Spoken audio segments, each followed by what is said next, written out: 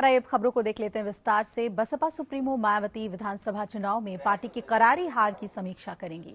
साथ ही इस बात पर मंथन करेंगी कि साल 2014 के लोकसभा और 2017 के विधानसभा चुनाव के बाद साल 2019 में होने वाले लोकसभा चुनाव के बाद पार्टी का ऐसा हाल ना हो और बीएसपी यूपी में अपने पुराने वर्चस्व को कैसे कायम कर सकती है। इससे पहले यूपी विधानसभा चुनाव में मिली करारी शिकस्त के बाद बहुजन समाज पार्टी की सुप्रीमो मायावती ने ईवीएम में छेड़छाड़ का आरोप लगाया था। इस पर चुनाव आयोग ने बीएसपी की तरफ से शिकायत करने वाले पार्टी के महासचिव सतीश चंद्र मिश्रा को विस्तृत जवाब दिया है।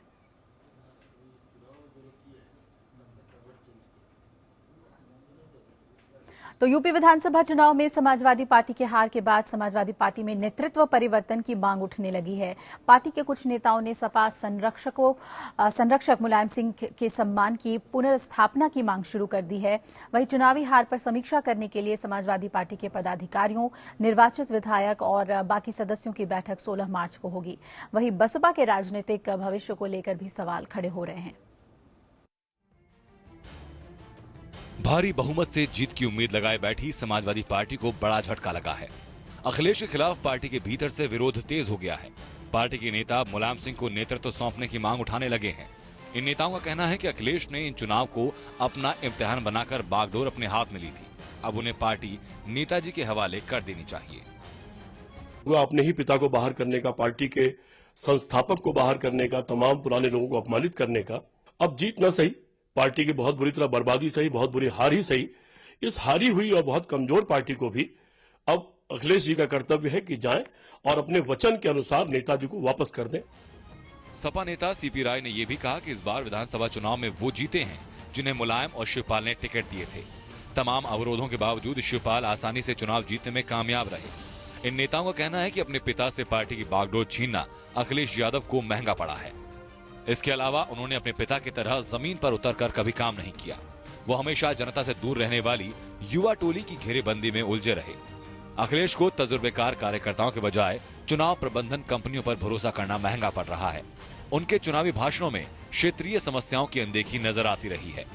अखिलेश के अलावा विपक्ष को जवाब देने के लिए पार्टी के पास एक भी वरिष्ठ नेता नहीं था।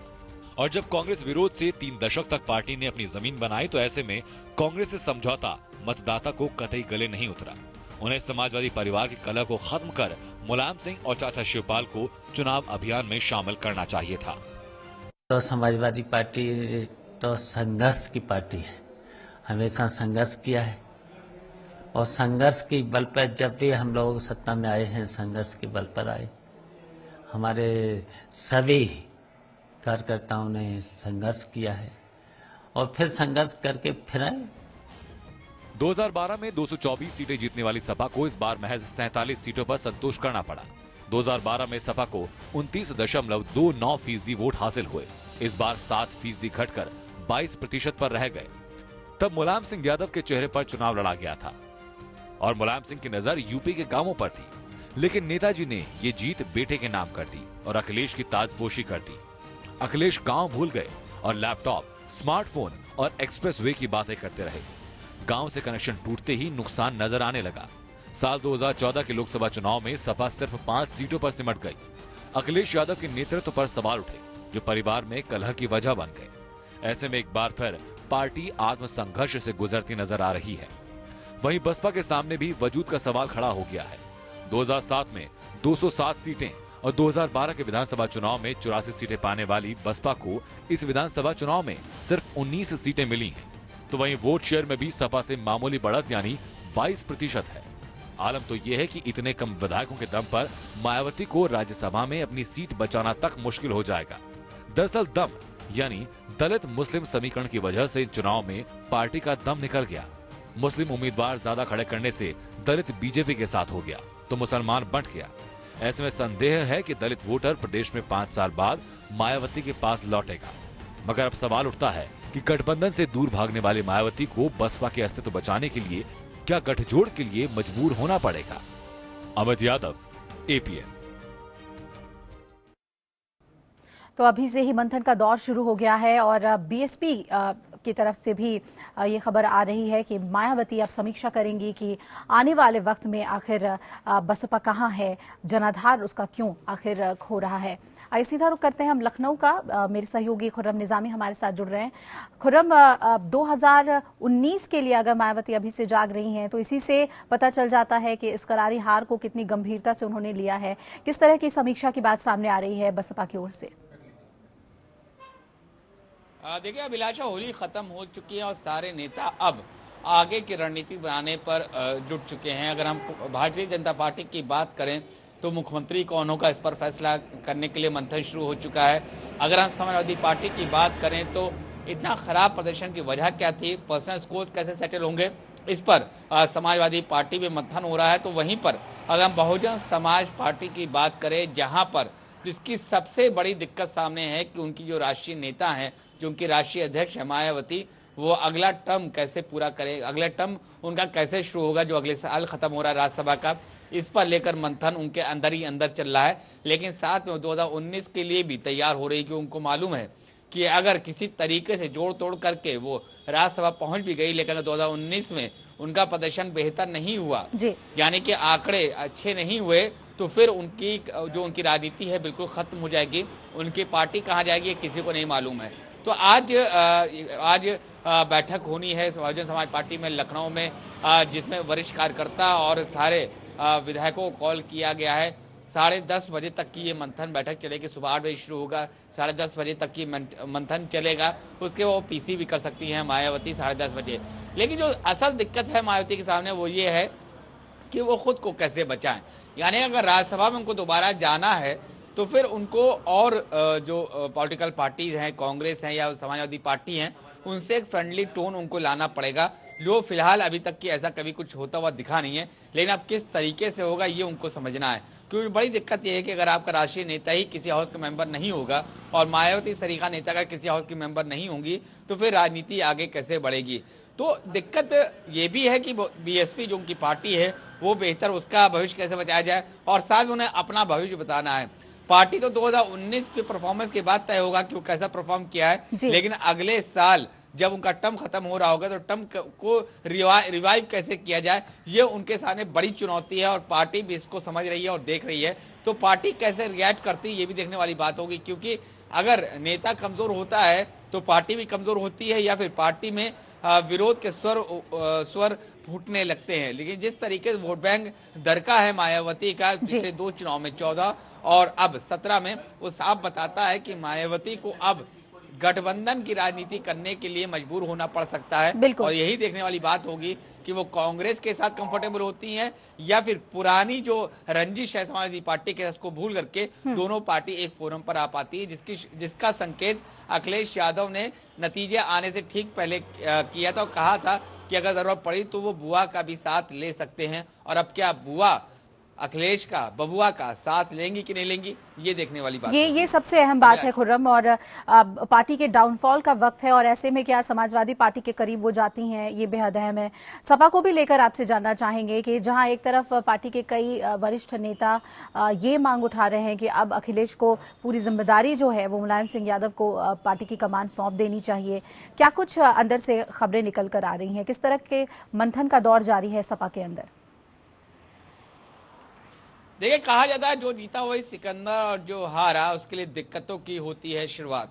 तो यही कुछ अखिलेश यादव के साथ देखने को मिल रहा है कि जिस फैनफेयर के साथ, जिस धमक के साथ उन्होंने अपनी पार्टी पर अपना कब्जा किया था, ना वर्चस्व कायम किया था, अब वही पार्टी उनके खिलाफ खड़ी होती नजर आ रही है। अभी कुछ आवाजें आनी शुरू हुई है। कल 16 तारीख है और कल ही जो विधायक जीते गए हैं, जो हारे हैं, उन सबको बुलाया गया है। तो देखना ये होगा कि जो जीते उनमें से कितने आते हैं, जो हारे हैं उसमें कितना आते हैं। क्योंकि अब देखिए हालात बदल रहे हैं पार्टी के अंदर।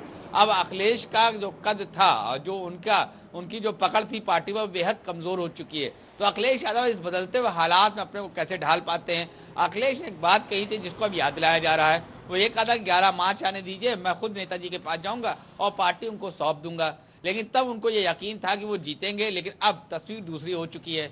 तो क्या अखिलेश यादव इन हालात में वो जाएंगे नेताजी के पास, क्या सौंपेंगे? नेताजी ने भी हिंट किया और कहा कि हार का अकेले एक कोई शख्स जिम्मेदार नहीं होता, यानी कि नेताजी सॉफ्ट हुए हैं अखिलेश को लेकर के। लेकिन पार्टी में जो दूसरा गुट था वो कतई खामोश नहीं हुआ। आपको होली वाले दिन याद होगा जिस तरीके से अखिलेश गए तब शिवपाल सिंह यादव की एंट्री होती है, फिर वो जसवंत नगर चले जाते हैं। ये मतलब साफ दिखाता है कि जो शीत युद्ध चल रहा था अब वो शीत युद्ध खत्म नहीं हुआ बल्कि और विकराल रूप धर रहा है। तो देखना होगा कि जब कल जो बैठक होगी उसमें क्या शिवपाल खैमा वहां होता है, शिवपाल यादव वहां होते हैं, देखने वाली बात होगी। आजम खान का क्या रुख होता है, उनके बेटे का क्या रुख होता है, ये भी देखने वाली बात होगा। दूसरी अहम बात यह है कि जितने लोग जीते हैं उसमें जो मैक्सिमम लोग हैं वो या तो नेताजी के साथ है या शिवपाल जी के वक्त के हैं। यानी कि अब जो अब लॉयल्टी की बात है, लॉयल्टी टेस्ट होने वाली बात है, उसमें अखिलेश को देखना है कि लॉयल्टी टेस्ट वो किस तरीके लेते हैं। एक तरीके से जो विधायक जीते उनकी लॉयल्टी टेस्ट है, वहीं लिटमस टेस्ट है अखिलेश यादव का।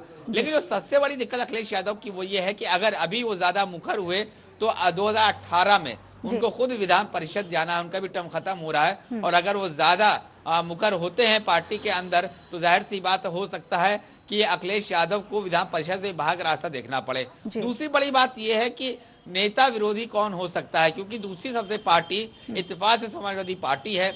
विधान परिषद में अखिलेश है, अखिलेश विधानसभा में नहीं है। विधानसभा में बात किया जाए तो जो वरिष्ठों की बात की जाए तो उसमें शिवपाल सिंह यादव हैं, उनके चचा हैं जिनसे उनका शीत युद्ध चल रहा है। दूसरे नंबर पे आजम खान है जो बिल्कुल खुर्रम, ये चुनौतीपूर्ण घड़ी है समाजवादी पार्टी के लिए, और किस तरह से पार्टी के अंदर समीकरण बैठते हैं, किसे अब मौका दिया जाता है पार्टी को के पुनरुद्धार के लिए, ये अहम होगा। बने रहिएगा हमारे साथ। बसपा और सपा जहां अपने हार के बाद मंथन के दौर से गुजर रही है, तो दूसरी तरफ बीजेपी की बात कर लें। उत्तर प्रदेश का मुख्यमंत्री कोई भी बने, लेकिन राज्य की जनता को 14 साल बाद सत्ता में लौटी बीजेपी से कई उम्मीदें हैं। ऐसे में राज्य में सरकार बनते ही कई चुनौतियां भी बीजेपी के सामने आएंगी और समय रहते राज्य सरकार को निर्णायक कदम उठाने होंगे। यूपी में अपने चुनाव प्रचार के दौरान प्रधानमंत्री नरेंद्र मोदी ने कई बार जनसभाओं में कहा था कि यूपी में बीजेपी की सरकार बनने के बाद कैबिनेट की पहली बैठक में ही छोटे और मंझोले किसानों का कर्ज माफ कर दिया जाएगा। प्रधानमंत्री के नाते नहीं, लेकिन यूपी के सांसद के नाते मैं आपको वादा करता हूं कि मैं उत्तर प्रदेश की सरकार के पास सबसे पहला काम किसानों की कर्ज माफी का करवा के रहूंगा, ये मैं आपको वादा करता हूं।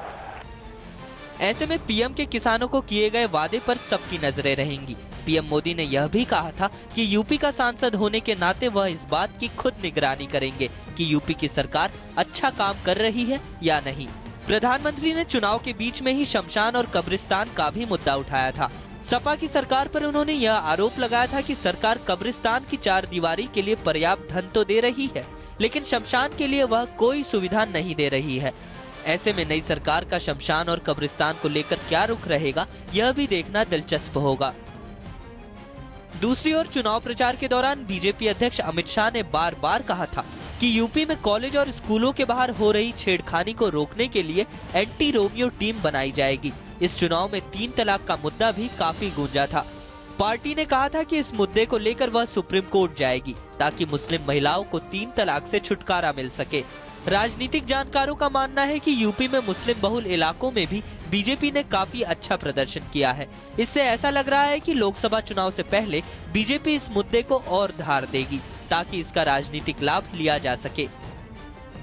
बीजेपी ने अपने चुनावी घोषणा पत्र में बुंदेलखंड विकास बोर्ड और पूर्वांचल विकास बोर्ड के गठन की भी बात कही थी। पूर्ण बहुमत की सरकार बनने के बाद इसका गठन कर इन इलाकों के विकास का भी दबाव नई सरकार पर होगा। विधानसभा चुनाव में बीजेपी ने बुंदेलखंड की सभी 19 सीटों पर कब्जा जमाया है, वहीं पूर्वांचल में भी उसने काफी अच्छा प्रदर्शन किया है। नई सरकार को 2019 के लोकसभा चुनाव से पहले राज्य में किए गए अपने कई वादे पूरे करने होंगे, क्योंकि आम चुनावों में सभी दल बीजेपी से हिसाब मांगेंगे। इस सरकार के पास कोई बहाना भी नहीं होगा, क्योंकि केंद्र में भी बीजेपी की ही सरकार है। Bureau report, APN। तो वादे कई हैं जो बीजेपी को पूरे करने हैं और आम जनता ने उसी उम्मीद से उसे अप्रत्याशित जीत दी है। यूपी में बीजेपी की सरकार का मुख्यमंत्री कौन होगा, ये सवाल अब आम और खास के बीच तेजी से पूछा जा रहा है और इसी के साथ नए निजाम के वजीर यानी मंत्री बनने की दौड़ भी शुरू हो गई है। बीजेपी ने पश्चिम से लेकर पूर्वांचल तक प्रचंड बहुमत हासिल किया है और चौतरफा मिले जनादेश के सम्मान के लिए बीजेपी क्षेत्रीय, जातीय और वर्गीय संतुलन के साथ ही आधी आबादी को भी मंत्रिमंडल में तरजीह देगी। इसके लिए उच्च स्तर पर बैठकों का दौर जारी है। यूपी में मुख्यमंत्री समेत 60 लोगों का मंत्रिमंडल बनना। 14 सालों से उत्तर प्रदेश की सत्ता से बेदखल बीजेपी के कई बड़े नेता इस चुनाव में जीते हैं। दिग्गज नेताओं की ही संख्या इतनी हो गई है कि मंत्रिमंडल पूरा हो जाए, लेकिन विधायकों की बड़ी भीड़ में मंत्रियों का चयन करना बीजेपी के लिए सबसे बड़ी चुनौती है। बीजेपी में दल बदल कर आने वाले कई बड़े दावेदार भी हैं। ऐसे लोगों पर पार्टी कितना भरोसा करेगी, ये तो वक्त की बात है। लेकिन बीजेपी के प्रदेश प्रभारी ओम माथुर और प्रदेश अध्यक्ष केशव प्रसाद मौर्य का कहना है कि जो बीजेपी के टिकट पर जीत गया वो हमारी पार्टी का है। ऐसे में जाहिर है कि दूसरे दलों से आए कुछ दिग्गजों को मंत्रिमंडल में जगह जरूर मिलेगी। आर्थिक संभाग में बटे 4 हिस्सों में पश्चिम, पूर्वांचल, मध्य और बुंदेलखंड का प्रतिनिधित्व होना लाजमी है।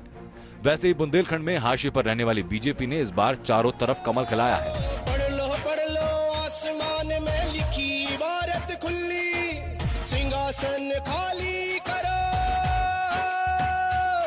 मोदी आ रहे दिल्ली, के मोदी आ रहे दिल्ली। जातीय स्तर पर पिछड़ों के साथ सवर्ण और दलितों की नुमाइंदगी भी एक अहम चुनौती है। बीजेपी ने इस बार चुनाव में महिलाओं के साथ होने वाले अपराध को सबसे प्रमुख मुद्दा बनाया। ऐसे में महिलाओं को भी मंत्रिमंडल में प्रतिनिधित्व मिलेगा। मंत्रिमंडल में युवाओं को इसलिए मौका मिल सकता है कि सरकार ने समयबद्ध तरीके से काम पूरा करने का वादा किया है। प्रधानमंत्री मोदी के संसदीय क्षेत्र वाराणसी को विशेष प्रतिनिधित्व के लिए वहां से जीते विधायकों को भी मौका मिल सकता है। बीजेपी अपने संगठन के कुछ प्रमुख नेताओं को भी मंत्रिमंडल में अवसर दे सकती है। साथ ही यूपी में स्टार प्रचारकों की लिस्ट में शामिल विधानसभा का चुनाव लड़ने वाले नेताओं का भी मंत्री बनना तय है। बीजेपी के वरिष्ठ नेताओं में राधा मोहन दास अग्रवाल, हृदय नारायण दीक्षित, सतीश महाना, जय प्रताप सिंह, सिद्धार्थ नाथ सिंह, सूर्य प्रताप शाही, जगन प्रसाद गर्ग, धर्मपाल सिंह, राजेंद्र सिंह उर्फ मोती सिंह, उपेंद्र तिवारी, दल बहादुर, सत्य प्रकाश अग्रवाल, कृष्णा पासवान, राजेश अग्रवाल, श्री राम सोनकर, वीरेंद्र सिंह सिरोही, रमापति शास्त्री, अक्षयवर लाल जैसे कई लोगों को अलग अलग समीकरण की वजह से मौका मिल सकता है। नेता प्रतिपक्ष रह चुके स्वामी प्रसाद मौर्य हों या एनसीपी के नेता रहे पूर्व मुख्यमंत्री वीर बहादुर सिंह के पुत्र पूर्व मंत्री फतेह बहादुर सिंह और राष्ट्रीय लोकदल के नेता रहे दलवीर सिंह की भी मंत्रिमंडल के लिए दावेदारी बढ़ गई है। लखनऊ में कैंट और मध्य क्षेत्र से विजयी रीता बहुगुणा जोशी और ब्रजेश पाठक दूसरे दल से आए हैं, लेकिन वरिष्ठता को देखते हुए इन्हें मौका मिल सकता है। लखनऊ पूर्वी के आशुतोष टंडन भी मजबूत दावेदार हैं। साथ ही पंकज सिंह, अनुराग सिंह, स्वतंत्र देव सिंह, अवतार सिंह भड़ाना और महेंद्र सिंह का नाम भी चर्चा में है। अयोध्या में मंत्री को हराकर खोई प्रतिष्ठा वापस लाने वाले वेद प्रकाश गुप्ता, मधुबन में पहली बार कमल खिलाने वाले दारा सिंह चौहान और नकुड़ में पूर्व मंत्री धर्म सिंह सैनी को भी मौका मिल सकता है। वैसे बीजेपी ने किसी भी मुस्लिम को टिकट नहीं दिया था, लेकिन शपथ दिलाने के बाद उन्हें विधान परिषद की सदस्यता दे सकते हैं। बीजेपी इस बार महिलाओं को मंत्रिमंडल में भरपूर भागीदारी दे सकती है। इनमें प्रदेश महामंत्री अनुपमा जायसवाल, प्रदेश मंत्री नीलिमा कटियार, महिला मोर्चा की अध्यक्ष स्वाति सिंह, रानी पक्षालिका सिंह के अलावा भ्रष्टाचार के आरोपों में घिरे मंत्री गायत्री प्रजापति को शिकस्त देने वाली अमेठी की रानी गरिमा सिंह को भी मौका मिल सकता है। बुंदेलखंड में झांसी के रवि शर्मा का नाम सबसे प्रमुख लोगों में शुमार है। वो पिछली बार भी चुनाव जीते थे, लेकिन वहां पिछड़ी जाति का बीजेपी के प्रति झुकाव को देखते हुए इस वर्ग से भी प्रतिनिधित्व मिलना तय माना जा रहा है। कुर्मी बिरादरी का प्रतिनिधित्व करने वाले मानिकपुर से जीते और पूर्व सांसद आर.के. पटेल को मौका मिल सकता है। मोदी का नारा सबका साथ सबका विकास मंत्रिमंडल में भी चलेगा। बीजेपी के सहयोगी अपना दल के 9 और सुहेल देव भारतीय समाज पार्टी के 4 विधायक जीते हैं। केंद्र में अपना दल कोटे की मंत्री अनुप्रिया पटेल की पसंद पर उनकी पार्टी का मंत्री होगा, जबकि भारतीय समाज पार्टी का राष्ट्रीय अध्यक्ष और जहूराबाद से जीते ओम प्रकाश राजभर का मंत्री बनना तय माना जा रहा है। अनुप्रिया की पार्टी के प्रदेश अध्यक्ष डॉक्टर आर.के. वर्मा को मौका मिल सकता है। Bureau report, APN. और आइए सीधा रुक कर लेते हैं। लखनऊ का खुर्रम हमारे साथ बने हुए हैं। खुर्रम, मुख्यमंत्री पद को लेकर तो चर्चा थी ही कि वो कौन होगा जिसे जिम्मेदारी सौंपी जाएगी, और अब मंत्री पद को भी लेकर क्या भागादौड़ी चल रही है तमाम जीते हुए विधायकों की ओर से? क्या कुछ खबरें बीजेपी की तरफ से?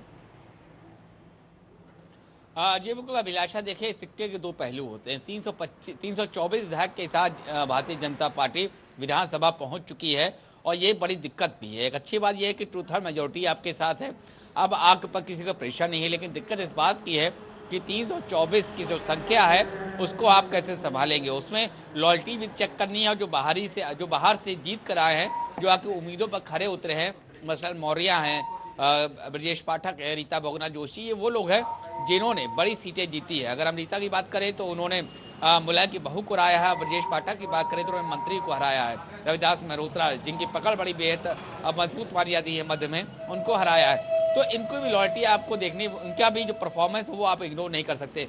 लेकिन कुल मिलाकर अगर हम party with in the party अगर सतीश महाना है, सुरेश खन्ना है और तमाम ऐसे चेहरे हैं, राधा मोहन दास अग्रवाल हैं, ये सारे जो नाम लिए गए थे अभी तक की, इनको भी देखना है और उनको बेहतर पोर्टफोलियो देना है। तो वहीं गठबंधन अनुप्रिया पटेल के अपना दल हो या फिर भाजपा हो, तो उसको भी ध्यान में रखना है। तो अब देखना यही है कि इतना बड़ा कुनबे को संभालेगी कैसे भारतीय जनता पार्टी, और जो मुख्यमंत्री होगा वो चुनौतियों के साथ साथ विद इन द पार्टी कोई दिक्कत पैदा ना हो, इसको भी ध्यान देना पड़ेगा। लेकिन जो सबसे अहम बात है कि वादे तमाम किए गए थे, वादे आप पूरा कैसे करेंगे, क्योंकि 2019 हो या 2022 हो, इन सब में पूछा जाएगा कि आपने उत्तर प्रदेश में इतनी भारी बहुमत के बाद भी वादे पूरे क्यों नहीं किया। कहा जा रहा है कि जो यहाँ की ब्यूरोक्रेसी है उसके पास मैनिफेस्टो की कॉपी पहुंच चुकी है और सब इस बात को देख रहे हैं, हर विभाग अपने अपने हिसाब से देख रहा है कि उनके विभाग के जो वादे हैं उसको वो कैसे पूरा करेंगे, क्योंकि वक्त कम है और कहा जा रहा है 1 महीने के अंदर वो अपना काम करना शुरू कर देंगे। अब देखना यही होगा कि वादों को पूरा कैसे करते हैं और जिसमें पार्टी लॉयल्टी को कैसे संभालते हैं, ये सब देखने वाली बातों की चुनौती बड़ी है। लेकिन फिलहाल सबकी निगाह है कि मुख्यमंत्री कौन होगा, उसके बाद मंत्री कौन कौन होगा, तब उसके बाद देखा जाएगा कि जो चुनौतियां हैं और जो वादे किए थे वो कैसे पूरी करती हैं और कैसे जो प्रदेश की उम्मीद है, इतनी बड़ी उम्मीद है, उस पर खरा कैसे उतरती भारतीय जनता पार्टी, ये सब देखने को हम लोग को देखना पड़ेगा। चलिए खुर्रम, बहुत बहुत शुक्रिया आपका विस्तार से चर्चा के लिए, हमें जानकारी देने के लिए क्या कुछ बीजेपी के अंदर इस वक्त चल रहा है, न सिर्फ मुख्यमंत्री पद को लेकर बल्कि कैबिनेट में भी किन अहम चेहरों को तरजीह दी जा सकती है, अहम जिम्मेदारी दी जा सकती है। इधर सत्ता में बदलाव होते ही प्रशासनिक ढांचे में भी बड़ा बदलाव देखने को मिलता है और ऐसे में सवाल उठना लाजमी है कि नया निजाम और बदला प्रशासनिक ढांचा सूबे के लिए कितना मुफीद साबित हो पाता है। जानकारों की माने तो नए अधिकारियों की नई जिम्मेदारी को समझने के लिए वक्त की दरकार होती है, तो वही इस स्वाभाविक प्रक्रिया के चलते प्रशासनिक अधिकारी भी अपने नए सरकार में पैठ बनाने में जुट जाते हैं। बीजेपी ने भले ही मुख्यमंत्री के नाम का ऐलान ना किया हो, लेकिन प्रशासनिक मशीनरी नए निजाम में खुद को फिट करने की मुहिम में जुट चुकी है। कयासों का बाजार गर्म है कि अगला मुख्य सचिव और डीजीपी कौन होगा। मुख्य सचिव राहुल भटनागर का बदलना तकरीबन तय माना जा रहा है। इनकी जगह सदाकांत को लाया जा सकता है। सदाकांत इससे पहले कल्याण सिंह के शासनकाल में सूचना निदेशक और उमा भारती के सचिव भी रह चुके हैं। तो वहीं दीपक सिंघल का नाम भी चर्चा में है, लेकिन उनकी छवि उनका रास्ता रोक सकती है। जानकार भी मानते हैं कि नया निजाम तभी बेहतर तरीके से काम कर सकता है जब प्रशासनिक ढांचा उनके मन मुताबिक हो। जो होती हैं वो अपने हिसाब से नियुक्तियां करती हैं। नई सरकार जब आती है वो अपने हिसाब से नियुक्तियां करेंगे। उसको जो वादा सरकार से किया है कि लॉ एंड ऑर्डर सुधारेंगे, कानून व्यवस्था सुधारेंगे, तो वो अपने हिसाब से तबादले करते हैं। उसमें जातिगत समीकरण भी होते हैं, क्षेत्रीय समीकरण भी होते हैं। डीजीपी के लिए आईपीएस प्रवीण सिंह का नाम सबसे ऊपर माना जा रहा है। हालांकि आईपीएस लॉबी में ये भी मानना है कि जावेद अहमद को कुछ दिनों के लिए और भी मौका दिया जा सकता है। नए निजाम के साथ बदलाव होना स्वाभाविक प्रक्रिया मानी जाती है, लेकिन जानकारों की माने तो सवाल बेहतर प्रशासन देने का नहीं, बल्कि सरकार के अनुरूप अधिकारियों को फिट करने का होता है। मुख्यमंत्री भी चाहता है कि जिन अधिकारियों के भरोसे सरकार चलानी है वो भी उनके मिजाज को भी समझें। वो अधिकारी जिनका दायित्व है, जो कानून के सम्मत उन्हें काम करना चाहिए, अगर उसके अनुरूप अधिकारी अपने दायित्वों का पालन करते हैं तो निश्चित रूप से एक बेहतर प्रशासन की गुंजाइश रहती। यानी सवाल अधिकारियों की काबिलियत का नहीं, बल्कि उनकी सत्ताधारी राजनीतिक पार्टी में पैठ का है। जानकार इस फेरबदल को कुछ हद तक सही मान रहे हैं। ऐसे में ये सवाल उठना भी लाजमी है कि क्या हमारे प्रशासनिक ढांचे का राजनीतिकरण हो चुका है। खुर्रम निजामी, एपीएन, लखनऊ।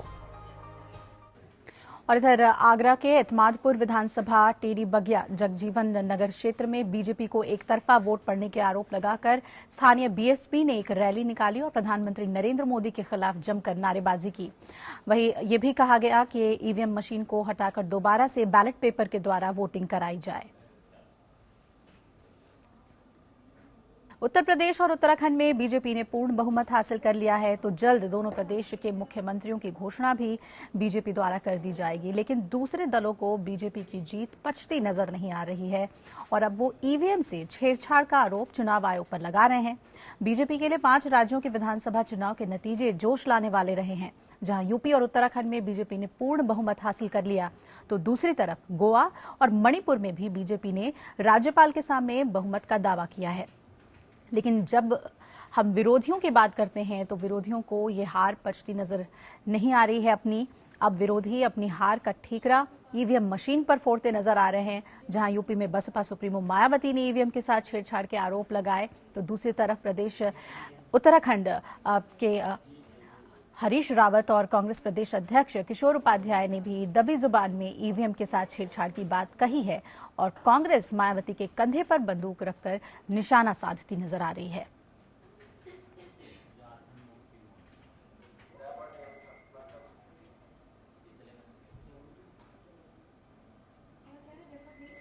और इस पर ज्यादा जानकारी के लिए सीधा रुख करते हैं मेरे सहयोगी योगेश सेमवाल का, जो कि इस वक्त जुड़ रहे हैं हमारे साथ देहरादून से। योगेश, अब अपनी हार की वजह ढूंढने की बजाय सीधे तौर पर ईवीएम मशीन पर ठीकरा फोड़ा जा रहा है और बसपा के बयान का सहारा लिया जा रहा है प्रदेश में। बिल्कुल, जब हम ईवीएम मशीनों की बात करते हैं तो बसपा सुप्रीमो जो है मायावती, उनकी बात सामने आती है, जिन्होंने कहा कि ईवीएम मशीन के साथ छेड़छाड़ हुई है। वहीं उनके सुर में सुर मिलाते हुए और थोड़ा बसते हुए मुख्यमंत्री हरीश रावत ने भी कहा कि ईवीएम मशीनों के साथ छेड़छाड़ हो सकती है। अगर मायावती कह रही है तो ये जांच का विषय है। लेकिन सबसे बड़े सवाल जो खड़ा उठता है कि ईवीएम मशीनों के साथ अगर छेड़छाड़ हुई है तो गोवा में भी चुनाव हुए हैं, मणिपुर में भी चुनाव हुए हैं और वहीं पंजाब में भी चुनाव हुए, तो आखिर यही क्यों उत्तर प्रदेश और उत्तराखंड में ही बीजेपी को क्या जरूरत पड़ी कि ईवीएम मशीनों के साथ छेड़छाड़ किया। वहीं कई सारे सवाल ये भी खड़े उठते हैं, क्योंकि जब हम कहते हैं कि जीत कर नहीं आते हैं तो अपनी खींच जो है वो निकालनी है। वही दिख रही है कांग्रेस की। कांग्रेस अपनी खींच निकालती नजर आ रही है और कहते हैं ना कि खिसियानी बिल्ली खंबा नोचे, तो वही कहावत यहाँ पे सामने नजर आ रही है। जिस तरह से कांग्रेस अब कह रही है कि ये छेड़छाड़ हुई है और छेड़छाड़ की वजह से जो है बीजेपी जीती है, तो ये कतई से। योगेश, आप बने रहिएगा हमारे साथ। पूरी तरह से कांग्रेस सहारा ले रही है बसपा के बयान का ईवीएम मशीन में छेड़छाड़ को लेकर। इधर उत्तराखंड के चंपावत जिले की लोहाघाट विधानसभा सीट पर एक मतदान केंद्र पर मतदान जारी है और दोबारा मतदान कराने का आदेश निर्वाचन आयोग ने दिया है, क्योंकि वहां के ईवीएम मशीन में कुछ गड़बड़ी पाई गई थी, जिसकी वजह से नतीजे दिखने बंद हो गए थे। इसलिए बीच में ही मतगणना रोकनी पड़ी थी और राज्य के निर्वाचन कार्यालय ने कहा था कि कर्ण करायत में गवर्नमेंट इंटर कॉलेज में मतदान केंद्र संख्या 128 पर दोबारा मतदान के आदेश दिए गए हैं। वहां तकनीकी खामी के कारण ईवीएम ने नतीजा दिखाना बंद कर दिया था, जिससे प्रशासन को मतगणना बीच में ही रोकनी पड़ी थी। आज शाम को ही मतगणना की जाएगी और नतीजे घोषित भी कर दिए जाएंगे। जब ईवीएम बंद हुई तो बीजेपी प्रत्याशी पूरन सिंह परत्याल अपने करीबी प्रतिद्वंद्वी कांग्रेस के खुशहाल सिंह से 450 मतों से आगे चल रहे थे। बीजेपी ने उत्तराखंड विधानसभा चुनाव में बड़ी जीत दर्ज करते हुए 70 में से 56 सीटों पर कब्जा किया है, जबकि कांग्रेस सिर्फ 11 सीटों पर सिमट गई थी।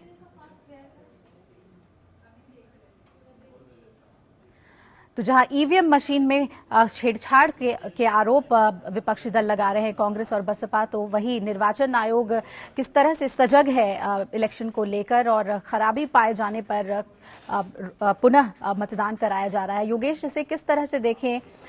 निराधार यहां पर लग रहे हैं जितने भी आरोप ईवीएम मशीन को लेकर लग रहे हैं, क्योंकि अगर तकनीकी खराबी है तो वहां पर मतदान रोका भी गया है।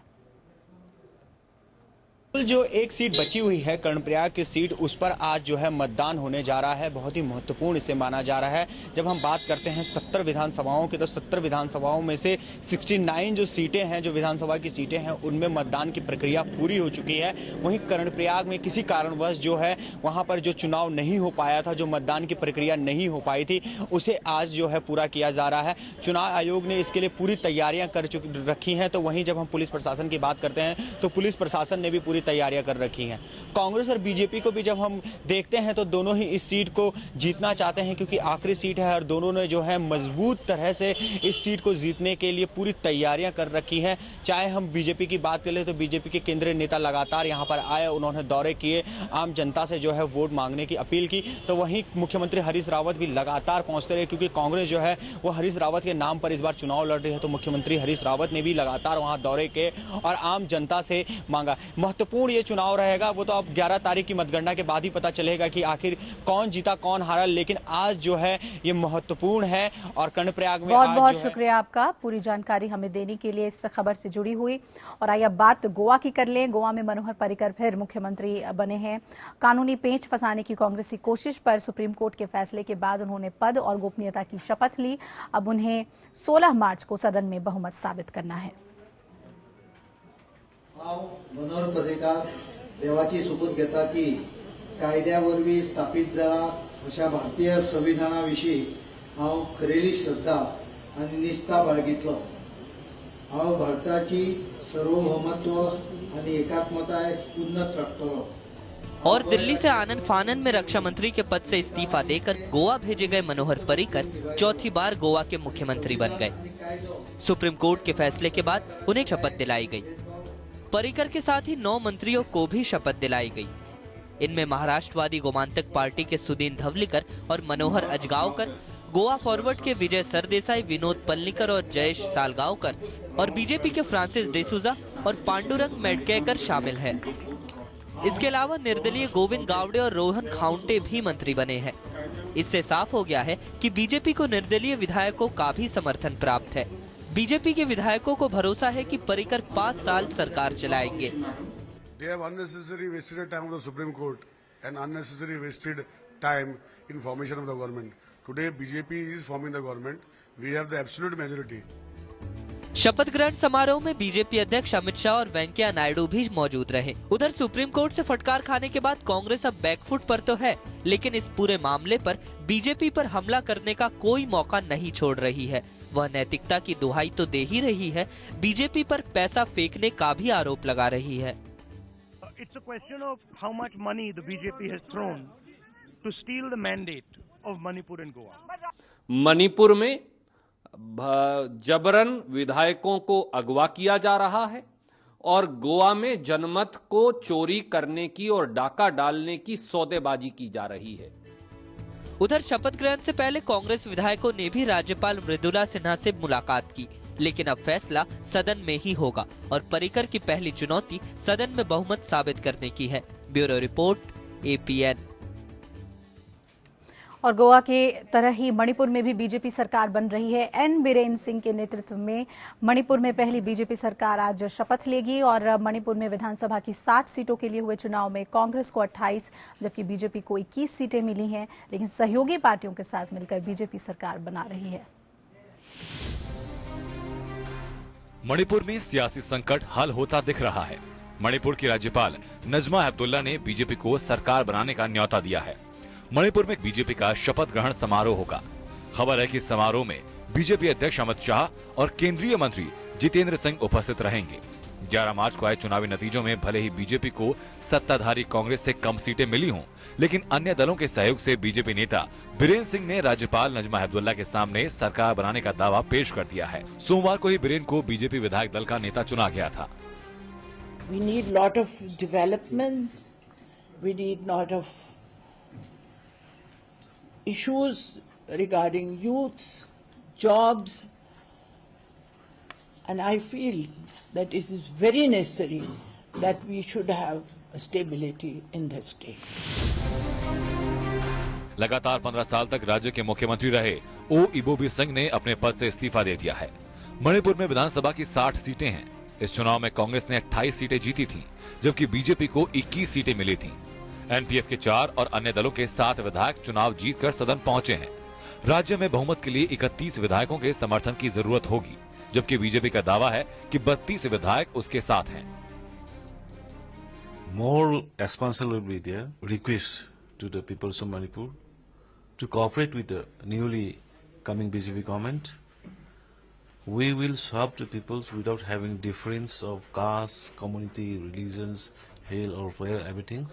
We will treat them as one, and our motto is equally develop and a united Manipur.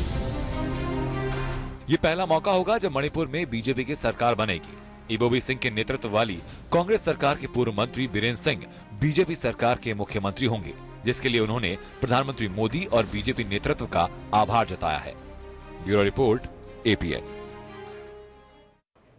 तो गोवा और मणिपुर में सरकार गठन की बीजेपी की कोशिशों के खिलाफ कांग्रेस ने संसद में भी जमकर हंगामा किया। कांग्रेस के सदस्यों ने विधायकों की खरीद फरोख्त का आरोप लगाते हुए लोकसभा से वॉकआउट किया। कांग्रेस ने गोवा और मणिपुर के मामले पर लोकसभा में स्थगन प्रस्ताव दिया था। लोकसभा में गोवा और मणिपुर में सरकार बनाने को लेकर बीजेपी और कांग्रेस में आरोप प्रत्यारोप का दौर जारी है। कांग्रेस नेता मल्लिकार्जुन खड़गे ने आरोप लगाया कि बीजेपी को केंद्र में सरकार होने का फायदा गोवा और मणिपुर में मिल रहा है। जिस मकसद से किया जा रहा है ये अनडेमोक्रेटिक है और ये तो लोकतंत्र का खून है। ये तो it is a killing of democracy. दूसरी ओर केंद्रीय मंत्री वेंकैया नायडू ने कांग्रेस के आरोपों पर जमकर पलटवार किया। नायडू ने कहा कि गोवा और मणिपुर में किसी भी पार्टी को बहुमत नहीं मिला, वहां के कई दल बीजेपी के साथ आ गए हैं। ऐसे में राज्यपाल के सामने और कोई विकल्प नहीं था। कांग्रेस पार्टी लोकतंत्र के बारे में बात करना और राज्यपाल का अधिकार का दुरुपयोग करने के बात करना, जो हमारा कहावत है ना पुराना, बिल्ली शौच चूहे खा के हज यात्रा के लिए निकला, मगर कांग्रेस पार्टी जो आज कल प्रवचन दे रहे हम लोगों को, उनसे मैं पूछना चाहता हूं, 2005 में झारखंड में सिंगल लार्जेस्ट बीजेपी था, बहुमत बीजेपी के पास था, मगर उन्होंने जेएमएम को कांग्रेस का कहने से दबाव में आके उस समय उन्होंने शपथ दिलाया। कांग्रेस गोवा और मणिपुर में सबसे बड़े दल के रूप में उभरी है, लेकिन इन दोनों ही राज्यों में बीजेपी सरकार बनाने जा रही है। और इसी के साथ वेकअप जिंदगी में फिलहाल इतना ही। आप जुड़े रहिए हमारे साथ, खबरें लगातार जारी हैं। नमस्कार।